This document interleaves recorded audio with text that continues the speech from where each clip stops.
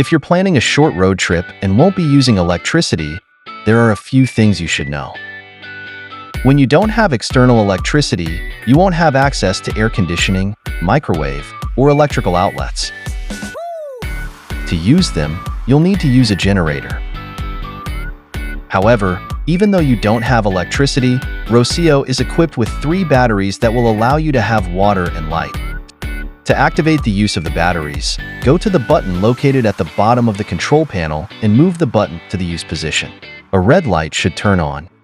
To open the slide out, you also don't need electricity, as it is also connected to the batteries. Don't forget to use the batteries for the refrigerator only when you're traveling, because they discharge very quickly if they power the fridge, and you won't be able to access the water pump and light if you don't have batteries. The batteries are also used to start the RV in emergency mode when the engine battery is discharged. You just need to press the emergency start button located near the steering wheel and start the RV with its key as you normally would. Don't forget to subscribe to see more videos like this, and the most important, don't forget to enjoy the ride. See you soon.